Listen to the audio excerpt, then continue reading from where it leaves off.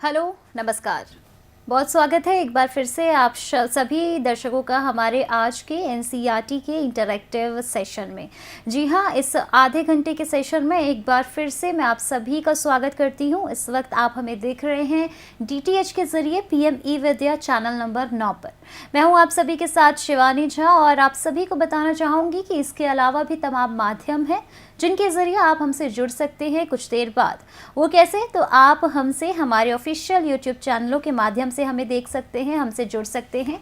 आप कुछ देर बाद हमारे यूट्यूब चैनलों पर जाएंगे जो कि एनसीईआरटी ऑफिशियल है और साथ ही एक और चैनल है एनसीईआरटी पीएम ई विद्या क्लास 9। इसके ज़रिए आप हमसे जुड़ सकते हैं, आप हमें देख सकते हैं। आप सभी स्टूडेंट्स को बताना चाहूँगी आज हम क्लास 9 के बच्चों के लिए लेकर आए हैं साइंस का सब्जेक्ट, और इसमें जो आज टॉपिक हम कवर करने वाले हैं, जिसके ऊपर हम पढ़ने वाले हैं, वो है ग्रेविटेशन। और जैसा कि मैं आप सभी को पहले ही बता दूं कि ये ग्रेविटेशन का चैप्टर जो है काफ़ी लंबा है, तो इसको जो हमारे एक्सपर्ट हैं 3 पार्ट में आप सभी को पढ़ाएंगे, जिसका फर्स्ट पार्ट आज के इस सेशन में हम सभी पढ़ने वाले हैं। तो चलिए बिना किसी देरी के सबसे पहले मैं आप सभी का परिचय करा देती हूँ आज की हमारी एक्सपर्ट का। आज हमारे साथ स्टूडियो से जुड़ी हुई हैं मिसेस पुष्पा त्यागी। मैम, बहुत बहुत स्वागत है आपका। Welcome to your session. नमस्कार। इसके साथ ही आप सभी दर्शकों को बताना चाहेंगे पुष्पा मैम पीजीटी फिजिक्स हैं केवीएस संस्कृति स्कूल से। इसके साथ ही दर्शकों और हमारे प्यारे स्टूडेंट्स, अगर आपको लगता है कोई भी सवाल, कोई भी डाउट या फिर क्वेरी आपके मन में रह जाए तो आप हमसे पूछ सकते हैं, हमारे एक्सपर्ट से भी सीधा पूछ सकते हैं। वो कैसे? तो आप हमें फ़ोन करेंगे और साथ ही हमारी ईमेल आईडी के ज़रिए भी हम तक पहुँच सकेंगे। हमारा फ़ोन नंबर आप लोग स्क्रीन पर देख रहे होंगे 8800440559। इसके अलावा ईमेल आईडी है dth.class9@ciet.nic.in। और जैसा कि मैंने आप सभी को बताया, कुछ देर बाद आप हमारा ये पूरा सत्र हमारे यूट्यूब चैनल के माध्यमों से भी देख सकते हैं। तो आप हमारे यूट्यूब चैनल पर जाएंगे और वहाँ पर कमेंट सेक्शन में यानी कमेंट बॉक्स में जा करके आप कमेंट करके अपने क्वेश्चन, अपने डाउट्स या फिर कोई भी लगता है आपको फीडबैक आपके पास है तो वो आप सभी हम तक पहुंचा सकते हैं। तो चलिए बिना किसी देरी के चलते हैं हम अपने सेशन में। और जैसा कि मैंने आप सभी स्टूडेंट्स को बताया, आज हम पढ़ने वाले हैं ग्रेविटेशन पार्ट 1। और इसमें सबसे पहले तो हमारे लिए यही ज़रूरी है जानना कि आखिर ग्रेविटेशन क्या होता है। बच्चों, आप सभी के मन में भी यही सवाल आ रहा होगा, तो चलिए मैम के पास चलते हैं और उनसे जानेंगे। तो मैम, जैसे कि हमने बताया कि आज हम ग्रेविटेशन के बारे में पढ़ने वाले हैं, तो जैसे कि 9th क्लास के बच्चे अगर पहली बार ये सत्र देख रहे होंगे, इस टॉपिक के बारे में समझ रहे होंगे, तो वो कैसे समझेंगे आसान भाषा में, या मैं भी कैसे समझूंगी कि ग्रेविटेशन आखिर होता क्या है? तो आप वो समझाएंगे हमारे बच्चों को? शिवानी, आपने बहुत अच्छा प्रश्न पूछा है ये जी। इसको समझाने के लिए मैं कुछ डेली लाइफ के एग्जाम्पल्स लेना चाहूँगी। बिल्कुल। आपने भी कई बार गेंद के साथ खेला होगा। जी ma'am. Football match, cricket match देखे होंगे। जी बिल्कुल। इसमें बॉल फेंकी जाती है। बॉल किसी भी डायरेक्शन में फेंकी जाए वो हमेशा अर्थ की तरफ ही आती है। बिल्कुल। इसको मैं आपको इस स्लाइड में भी दिखाना चाहूँगी। जी। आप स्लाइड को ज़रा फोकस कर दीजिए। आप स्लाइड में देखेंगे एक बच्चा बॉल को ऊपर फेंक रहा है, वो कुछ दूर ऊपर तक जाती है जी। उसके बाद फिर वापस पृथ्वी की तरफ आती है। अब इसी प्रकार अब अगर आप इस पिक्चर में देखें, इसमें आपने देखा है कि जो अर्थ है वो सन के अराउंड घूम रही है जी। मून जो है अर्थ के अराउंड घूम रहा है। तो प्रश्न ये उठता है कि एक वस्तु जो हम ऊपर फेंक रहे हैं, जैसे हमने बॉल को ऊपर फेंका, उसकी स्पीड चेंज हो रही है, क्योंकि पहले ऊपर जाती है, जाने के वक्त उसकी स्पीड धीरे धीरे कम होती है, फिर वो वापस आती है, यानी कि उसकी डायरेक्शन बदलती है। अब यहाँ पर भी अगर आप देखें, मून की जब घूम रहा है अर्थ के अराउंड तो उसकी डायरेक्शन ऑफ मोशन बदल रही है। बिल्कुल। आपने पिछले चैप्टर में पढ़ा है न्यूटन्स लॉज ऑफ मोशन में, किसी भी वस्तु को अपनी डायरेक्शन या स्पीड बदलने के लिए, डायरेक्शन ऑफ मोशन या स्पीड बदलने के लिए हमेशा एक फोर्स की ज़रूरत होती है। तो ये प्रश्न था साइंटिस्ट के सामने कि ये फोर्स कहाँ से आता है। तो सबसे पहले तो जब ये सिर्फ बॉल की बात आई कि हर बॉल जो है, कोई भी ऑब्जेक्ट ऊपर की तरफ फेंका जाए या किसी भी डायरेक्शन में फेंका जाए तो वो अर्थ की तरफ ही आता है। तो मतलब अगर हम ऊपर फेंकेंगे किसी भी ऑब्जेक्ट को तो वो ओब्वियसली बात है, जब हम देखते भी एग्जांपल जैसे आपने बताया मैम फुटबॉल या फिर बॉल की बात कर ले जो गेंद होती है, तो ऊपर फेंकते तो सीधे तौर पर वो नीचे ही आती है, तो इसके पीछे हम कह सकते हैं कि ग्रेविटेशन फोर्स ही होता है। एक्चुअली इसको वर्ड ग्रेविटेशन नहीं नाम दिया गया था पहले। गैलीलियो ने कहा था कि अर्थ के अंदर एक प्रॉपर्टी है कि हर चीज को ये अपनी तरफ अट्रैक्ट करती है। अच्छा। तब तक इसको नाम ग्रेविटेशन नहीं दिया गया था। उसके बाद न्यूटन ने क्या किया, जब न्यूटन आए तो जिन्होंने कि फिजिक्स में बहुत काम किया है, आपने पिछले चैप्टर में 3 लॉज ऑफ न्यूटन भी पढ़े हैं जी। तो ये एक्चुअली इनका जो काम है गैलीलियो के बाद शुरू हुआ था। तो उन्होंने ये सोचना शुरू किया कि जैसे अर्थ मून इसको बॉल को अट्रैक्ट करती है, किसी ऑब्जेक्ट को अट्रैक्ट करती है, तो क्या अर्थ इतनी दूर बैठे मून को भी अर्थ अट्रैक्ट करती होगी? और न्यूटन के आने तक Kepler's laws of planetary motion भी आ चुके थे, जिसमें कहा गया था कि जो प्लैनेट्स हैं वो सन के अराउंड घूम रहे हैं। जैसा आपको भी पता है, आपने ज्योग्राफी में भी पढ़ा होगा और एस्ट्रोनॉमी में, इसमें साइंस में पहले पढ़ा है छोटी क्लासेस में, कि हमारी जो अर्थ है और बाकी प्लैनेट्स भी सन के अराउंड घूम रहे हैं, तो वो भी डायरेक्शंस बदल रहे हैं अपनी मोशन के दौरान। उनकी डायरेक्शन बदलने के लिए भी फोर्स चाहिए जी। तो क्या ये फोर्स वही है जो अर्थ उस बॉल पर लगाती है? ये एक सबसे बड़ा प्रश्न था। बिल्कुल। इसको सॉल्व किया न्यूटन ने जब उन्होंने एक दिन वो उसके नीचे बैठे हुए थे, एप्पल के पेड़ के नीचे एक ऑर्चर्ड में बैठे हुए थे, तो एक एप्पल उनके ऊपर गिरा। जब एप्पल उनके ऊपर गिरा तो उन्होंने देखा, उसको देखने के बाद उन्हें सोचना शुरू किया कहीं ऐसा तो नहीं है जैसा अर्थ के अंदर एक पावर है, एक प्रॉपर्टी है कि वो हर चीज को अपनी तरफ अट्रैक्ट करती है। क्या इसी तरह का कोई फोर्स मून और अर्थ के बीच में भी है जो कि इतनी दूर है, क्योंकि बॉल तो अर्थ के बहुत पास होती है। बिल्कुल। तो क्या इनके बीच में भी उसी तरह का कोई फोर्स है? क्या अर्थ और सन के बीच में भी इसी तरह का फोर्स है? तो उन्होंने कुछ कैलकुलेशंस वगैरह की, तो उसके बाद फाइनली वो इस रिजल्ट पर पहुंचे कि सिर्फ अर्थ एंड सन नहीं, सिर्फ अर्थ एंड बॉल नहीं, any 2 objects in this universe attract each other toward themself. यानी कि अर्थ सन को करती है, सन अर्थ को करता है। अब ये होता है कि हम किन्हीं 2 चीजों को आपस में एक दूसरे की तरफ मूव करते हुए तो नहीं देखते हैं। बिल्कुल। हम तो सिर्फ बॉल को देखते हैं कि अर्थ की तरफ गिर रही है। अगर मैं कहूं कि ये 2 कप जो यहाँ रखे हैं जी, या मैं और आप जो बैठे हैं शिवानी जी, हम दोनों भी एक दूसरे को अट्रैक्ट कर रहे हैं। अब आपका प्रश्न ये हो सकता है कि हम लेकिन एक दूसरे की तरफ चलते तो नहीं हैं। बिल्कुल, हम बस देख रहे हैं एक दूसरे हम दूसरे को देख रहे हैं सिर्फ। तो हम क्यों नहीं एक दूसरे की तरफ चलते हुए दिखाई देते जबकि बॉल अर्थ की तरफ आती हुई नजर आती है? उसको जानने से पहले हमें पता लगाना पड़ेगा कि ये जो फोर्स है बिटवीन एनी 2 ऑब्जेक्ट्स, ये किन फैक्टर्स पे डिपेंड करता है। एग्जैक्टली। तो न्यूटन ने वही किया, उसने कुछ कैलकुलेशंस की और उसने फिर ये बताया कि any 2 objects in this universe attract each other with a force and that force ही called as the gravitational force. Okay. So ये फोर्स जो ग्रेविटेशनल फोर्स है बिटवीन अर्थ एंड ऑब्जेक्ट को नहीं कहते हम किन्हीं भी 2 ऑब्जेक्ट के बीच के फोर्स को ग्रेविटेशनल फोर्स कहते हैं। ओके। इनफैक्ट जो हम फोर्स है between earth and the object, उसको फोर्स ऑफ ग्रेविटी कहते हैं। Okay. So force of gravity and gravitational force में डिफरेंस है।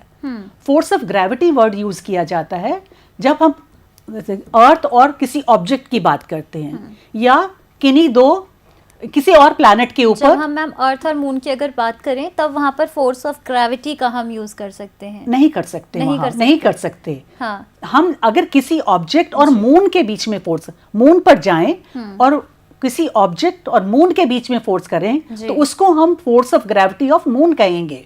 ओके। फोर्स ऑफ ग्रेविटी सिर्फ हम किसी सेलेस्टियल ऑब्जेक्ट और ऑब्जेक्ट के लिए, दूसरे ऑब्जेक्ट के लिए किया जाता है। लेकिन मेनली ये अर्थ के लिए किया जाता है। जब फोर्स ऑफ ग्रेविटी वर्ड हम बोलते हैं तो उसका अर्थ होता है force between earth and that object, but that is a gravitational force only. और ग्रेविटेशनल फोर्स किन्हीं भी 2 ऑब्जेक्ट के बीच में हो सकता है। ये न्यूटन की सबसे बड़ी कंट्रीब्यूशन थी कि उन्होंने वर्ड ग्रेविटेशनल फोर्स का नाम दिया। तो अब हम सबसे पहले देख लेते हैं कि न्यूटन्स लॉज ऑफ ग्रेविटेशन क्या हैं, जो कि आपकी स्क्रीन पर अभी आने वाले हैं। ये कहते हैं any 2 objects in the universe attract each other with a force called the gravitational force. So हम किन्हीं भी दो ऑब्जेक्ट के बीच के फोर्स को ग्रेविटेशनल फोर्स कहेंगे. अच्छा, उसके सेकंड जो लॉ है वो बताता है कि किन फैक्टर्स पे ये फोर्स डिपेंड करता है. ये कहता है the gravitational force between two objects is directly proportional to the product of the two masses. उसका सेकेंड पार्ट है इसी लॉ का, that this force of attraction between two objects is inversely proportional to square of the distance between them. अब ये तो हो गई उसकी क्वांटिटी यानी कि मैग्नीट्यूड की पार्ट जी, क्योंकि फोर्स एक वेक्टर क्वांटिटी होती है. बिल्कुल. तो जब एक फोर्स वेक्टर क्वांटिटी है तो उसकी डायरेक्शन भी होनी चाहिए. तो उसने डायरेक्शन के बारे में भी बताया. उन्होंने कहा it acts along the line joining the two objects. अब हम देखते हैं इसको कि मैथमेटिकली हम इसे कैसे लिखेंगे. यानी कि अगर हम एक ऑब्जेक्ट का मास बदलें तो ग्रेविटेशनल फोर्स पे क्या फर्क पड़ेगा. सपोज अब आपकी स्क्रीन पर हैं दो ऑब्जेक्ट हैं ए एंड बी. इनका मास m1 और m2 है. अब अगर हम दो ऑब्जेक्ट लेते हैं तो हम डिस्टेंस कहाँ से लेंगे. पहली बात तो ये क्वेश्चन हमारे पास आता है. आप बता सकते हैं शिवानी डिस्टेंस हम कहाँ से लेंगे दो ऑब्जेक्ट के बीच का. जो मैम डिस्टेंस आपस में जो दूरी होगी उसको हम डिस्टेंस मेजर कर सकते हैं. आप देखिए ये कोई भी ऑब्जेक्ट अगर आप अर्थ पर लेते हैं, जैसे मैंने यहाँ एक ऑब्जेक्ट दिखाया है, ये दो स्फीयर्स हैं जी. अब स्फीयर के किस हिस्से से किस हिस्से तक का डिस्टेंस आप नापेंगे यहाँ मिड पॉइंट का. यस, वेरी गुड जी, very smart, very good reply. Actually कोई भी अगर बड़ा ऑब्जेक्ट होता है जी, तो उनके दो बीच का डिस्टेंस जो हम लेते हैं उनके सेंटर से लेते हैं. क्योंकि न्यूटन्स लॉ जो है पॉइंट ऑब्जेक्ट के लिए होते हैं और कोई भी ऑब्जेक्ट तो इस यूनिवर्स में पॉइंट ऑब्जेक्ट होता नहीं है. बिल्कुल. तो इसलिए तो हम मास जो डिस्टेंस लेते हैं उनके सेंटर से लेते हैं. अब यहाँ पर अब देखिए पहले हम आते हैं मास के ऊपर. Force is directly proportional to the product of the two masses. Means अगर हमने एक ऑब्जेक्ट का मास डबल कर दिया तो फोर्स भी डबल हो जाएगा.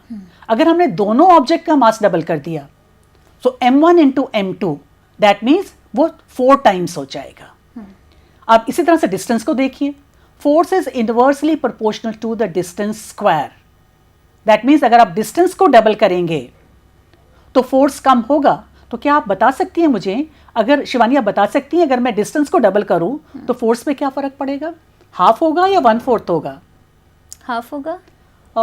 बट देखिए डिस्टेंस का स्क्वायर है. स्क्वायर का अब 2 का स्क्वायर करो तो 4 हो जाएगा. 1/4. सो जो फोर्स है अभी वो 1/4 हो जाएगा. यानी कि ये डिस्टेंस के साथ बहुत रैपिडली कम होता है. अच्छा, अब हम दोनों लॉस को कंबाइन अगर कर दें सो हमें प्रोपोर्शनैलिटी साइन भी हटाना पड़ेगा क्योंकि प्रोपोर्शनल हमने यूज किया है. जब हम प्रोपोर्शनैलिटी साइन हटाते हैं तो हम एक कांस्टेंट वहां पर डालते हैं हमेशा, जैसे आपने पिछले चैप्टर में भी पढ़ा होगा. तो यहाँ पर प्रोपोर्शनैलिटी कांस्टेंट हमारा कैपिटल जी है. ओके. सो आपको ये जानना होगा कि यहाँ हमने इसे कैपिटल जी ही लिखना है. हम इसे स्मॉल जी से रिप्रेजेंट नहीं कर सकते. जैसे मास को आप स्मॉल एम या कैपिटल एम से लिख सकते हैं जी. इस कांस्टेंट को आप स्मॉल जी से रिप्रेजेंट नहीं कर सकते क्योंकि ये यूनिवर्सली एक्सेप्टेड सिंबल है. ओके. सो यूनिवर्सली एक्सेप्टेड सिंबल जो है ये कैपिटल जी है. तो स्मॉल जी मैम यूज क्यों नहीं कर सकते हम इसकी स्मॉल जी एक्चुअली हमने किसी और क्वांटिटी के लिए दिया है. ओके. जिसको अभी आप इसकी इसी चैप्टर के पार्ट 2 में पढ़ेंगे. ओके, ठीक है मैम. सो इसको हम कैपिटल जी से ही रिप्रेजेंट करेंगे and it is called universal gravitational constant. Okay. अब ये क्वेश्चन उठता है कि इसे यूनिवर्सल ग्रेविटेशनल कांस्टेंट क्यों कहा गया, सिर्फ कांस्टेंट क्यों नहीं कह दिया गया. क्या आप गेस लगा सकती हैं कुछ. क्योंकि मैम आपने बताया कि प्रोपोर्शनल जो है हमें साइन हटाने के लिए ही यूज़ करना है एंड ये हर जगह यूज़ होता है जितने भी फॉर्मूलेज अगर हम देखें. एक्चुअली ये कारण ये होता है, मेन कारण ये है कि इसकी वैल्यू आप कहीं भी चले जाएं वो सेम रहती है. ओके. तो इसीलिए इसे कहा गया है यूनिवर्सल ग्रेविटेशनल कांस्टेंट. इसकी वैल्यू पूरे यूनिवर्स में कांस्टेंट है. अच्छा, अब नेक्स्ट उठता है इसकी वैल्यू कितनी है. ओके. और इसकी यूनिट कितनी है. तो यूनिट निकालने के लिए हम क्या करेंगे, इसी फॉर्मूले को देखिए. F is equal to G m1 m2 upon D square. अब इक्वेशन सॉल्व करनी तो आपने पढ़ी हुई है. बिल्कुल. तो हम इसको क्रॉस मल्टीप्लाई करके फिर हम जी की वैल्यू निकालेंगे. सो जब हमने क्रॉस मल्टीप्लाई किया तो हो गया g into m1 m2 is equal to f into D square. और यहाँ से हमने g निकाला is f into D square upon m1 m2। तो यूनिट ऑफ g निकालने के लिए हमें इन सब क्वांटिटीज की यूनिट पहले पता होनी चाहिए। क्या आप बता सकती हैं शिवानी कि फोर्स की यूनिट क्या पढ़ी आपने पिछले चैप्टर में? फोर्स की मैम क्या हो सकती है? जिसने इसके ऊपर बहुत काम किया फोर्स के ऊपर और ग्रेविटेशन लॉ के ऊपर भी काम किया, उस साइंटिस्ट का नाम न्यूटन। यस, तो फोर्स की ऐसा यूनिट होती है न्यूटन। डिस्टेंस की वो तो आपको पता ही होगा, kilometre. SI unit, standard unit होती है मीटर। सो ये हो गया newton into metre square upon, अब नीचे है मास की स्टैंडर्ड यूनिट होती है किलोग्राम। सो ये हो गया kilogram into kilogram, that means kilogram square. So SI unit of the universal gravitational constant is newton metre square upon kilogram square. अब आती है बात कि इसकी वैल्यू जो हम कैसे निकालेंगे जी। उस टाइम न्यूटन ने तो इसकी वैल्यू नहीं निकाली थी, उसने तो उस टाइम प्रैक्टिकली नहीं निकाली थी, लेकिन वैल्यू निकाल ली गई थी। और उसकी वैल्यू को एक्चुअली प्रैक्टिकली निकाला है कैवेंडिश ने। एक साइंटिस्ट थे हेनरी कैवेंडिश, जिन्होंने 1731 से 1810 तक काम किया। उन्होंने एक बहुत सेंसिटिव बैलेंस यूज किया और उससे जी की वैल्यू निकाली, which came out to be 6.67 into 10 to the power -11 newton metre square per kilogram square. अब आता है आपका क्वेश्चन जी कि दो ऑब्जेक्ट, हम कहते हैं कोई भी दो ऑब्जेक्ट इस यूनिवर्स में एक दूसरे को अपनी तरफ अट्रैक्ट करते हैं, पर हम उन्हें किन्हीं दो ऑब्जेक्ट को चलते हुए नहीं देखते हैं। एग्जैक्टली मैं और आप एक दूसरे को अट्रैक्ट कर रहे हैं, ये कुर्सियां एक दूसरे को अट्रैक्ट कर रही हैं, लेकिन हम उनको बॉल की तरह एक दूसरे की तरफ मूव करता हुआ नहीं देख सकते हैं।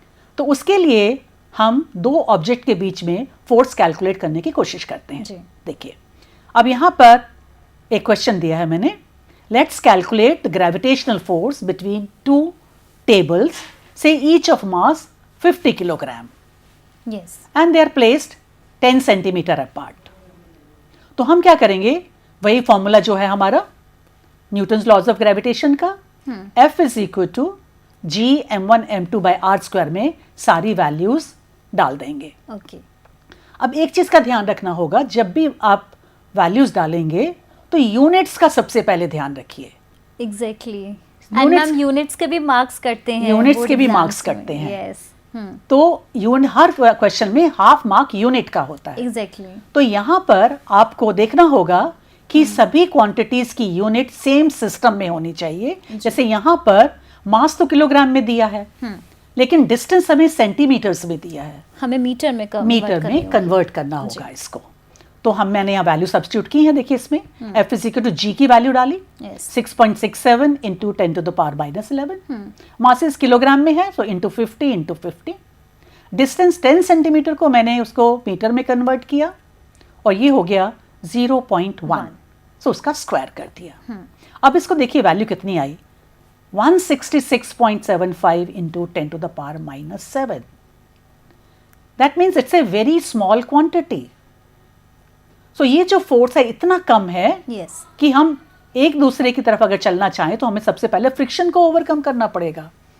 तो ये फ्रिक्शन को ओवरकम करने के लिए सफिशिएंट नहीं है। इसीलिए दो टेबल्स के बीच में फोर्स है, लेकिन वो एक दूसरे की तरफ चलते हुए हमें नजर नहीं आते, because that force is not sufficient to make them move toward each other.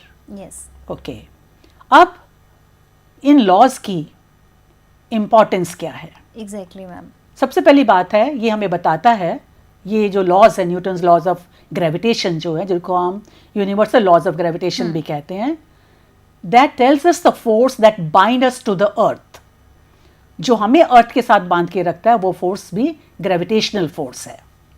It tells us about the motion of the moon around the earth. जो मून जो अर्थ के चारों तरफ घूम रहा है और वो अपने रास्ते से नहीं भटकता है, क्योंकि वो उसी रास्ते पर हर बार चलता है, क्योंकि वो जो अर्थ है उसे हर बार अपनी तरफ खींचती है।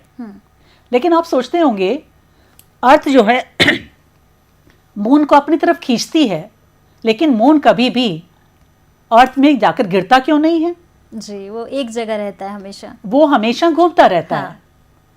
एक्चुअली क्या होता है, जब कोई ऑब्जेक्ट किसी भी सर्कुलर पाथ में चलता है जी, तो उसके तरफ एक फोर्स लग चाहिए होता है उसको चलाने के लिए। तो ये जो फोर्स है, ग्रेविटेशनल फोर्स, ये उस फोर्स को प्रोवाइड करता है, जिसको कि हम सेंट्रीपीटल फोर्स कहते हैं। सेंट्रीपीटल का मतलब है लुकिंग टूवर्ड्स सेंटर। तो ये वर्ड सेंट्रीपीटल का मीनिंग ही है लुकिंग टूवर्ड सेंटर। अब मैं अगर पुरानी अपनी उस स्लाइड पर जाऊं, अगर मैं वो अर्थ एंड मून वाली स्लाइड पर जाऊं तो देखिएगा, इसमें मून जो है अर्थ के अराउंड घूम रहा है। बिल्कुल। इसकी डायरेक्शन अगर ऊपर की तरफ देखें तो लेफ्ट की तरफ है, जब नीचे की तरफ देखें ऑर्बिट में तो राइट की तरफ है। सो इस डायरेक्शन चेंज करने के लिए ये जो force between moon and earth है, ये डायरेक्शन को चेंज करने में हमें हेल्प करता है। इसी तरह से जब अर्थ सन के अराउंड घूम रही है तो भी सेम चीज होती है। अर्थ की जो डायरेक्शन ऑफ मोशन बदल रही है उसमें हमें ये ग्रेविटेशनल फोर्स हेल्प करता है। अब हम कहते हैं कि ये जो फोर्स है बिटवीन अर्थ एंड सन, जो कि एक दूसरे के इतनी दूर हैं, तब भी है। एक्चुअली क्या है, ये फोर्स बहुत वीक फोर्स है। तो डिस्टेंस ज्यादा होने पर फोर्स कम हो जाता है, लेकिन अगर आप देखें ये मास पर भी डिपेंड करता है। बिल्कुल। अब सन का मास आपको मालूम है अप्रोक्सीमेटली कितना है? It's around 10 to the power 30 kilogram. 10 to the power 30, that means वहां तक आप काउंट भी नहीं कर सकते हैं। और अर्थ का मास कितना है? Around 10 to the power 24 kilogram. So वहां तक आप काउंट भी नहीं कर सकते हैं। एग्जैक्टली, बहुत बड़ा है, ह्यूज है ये। इसी वजह से इसका मैग्नीट्यूड बढ़ जाता है। और ये जो अर्थ को सन, इन दोनों के बीच में फोर्स होने की वजह से ही ये अपने ऑर्बिट में हमेशा घूमता रहता है। Thank you ma'am, thank you so much. तो यहाँ पर जितने भी स्टूडेंट्स हमारे साथ जुड़े हुए थे क्लास 9th के, ये पूरा सेशन हमने ग्रेविटेशन पार्ट 1 पढ़ा और इसमें आप सभी ने अलग अलग टर्म्स भी पढ़े, फोर्सेस के बारे में भी पढ़ा और ग्रेविटेशन फोर्स के बारे में भी पढ़ा। तो यहाँ पर अब इसको हम एंड करना चाहेंगे, रैप अप करना चाहेंगे, और उससे पहले हमारी एक्सपर्ट का मैं यहाँ पर थैंक यू कर देती हूँ, धन्यवाद कर देती हूँ। तो ma'am thank you so much हमारे साथ जुड़ने के लिए और इतने अच्छे तरीके से समझाने के लिए। वेल, आप सभी जितने भी हमारे साथ व्यूअर्स, हमारे साथ स्टूडेंट्स जुड़े हुए थे, आप सभी का भी एक बार फिर से थैंक यू सो मच हमारे साथ इस पूरे सेशन में एंड तक जुड़ने के लिए। लेकिन जाने से पहले आप सभी के लिए एक अनाउंसमेंट है, एक घोषणा है, आप अपनी स्क्रीन पर भी देख सकते हैं, और वो ये है कि अखिल भारतीय बाल शैक्षिकी कंटेंट प्रतियोगिता 2024-25 में प्रविष्टियां भेजने की अंतिम तिथि जनवरी 15, 2025 कर दी गई है। यदि आप एक शिक्षक, शिक्षक प्रशिक्षक, छात्र या फिर स्वतंत्र शैक्षिकी कंटेंट निर्माता हैं तो आप प्रतियोगिता के लिए अपना सर्वश्रेष्ठ ई कंटेंट भेजने के लिए आमंत्रित हैं। अधिक जानकारी एवं प्रवेश फॉर्म के लिए कृपया आप CIET की वेबसाइट जो कि www.ciet.ncert.gov.in है, इस पर जा सकते हैं, या फिर इस वक्त हमारी स्क्रीन पर दिखाए जा रहे इस QR कोड को भी स्कैन करके हमारी वेबसाइट तक पहुंच सकते हैं। इसके बाद आप सभी को और जानकारी देना चाहेंगे कि इसके बाद आप हमारे किन किन कार्यक्रमों के साथ बन सकते हैं, जुड़ सकते हैं। तो चलिए उसके बारे में भी थोड़ी सी जानकारियाँ ले लेते हैं। आप हमारा अगला कार्यक्रम देखेंगे 2:30 से 3 चैनल नंबर 9 पर। विषय होगा हिंदी और शीर्षक रहेगा बच्चे काम पर जा रहे हैं।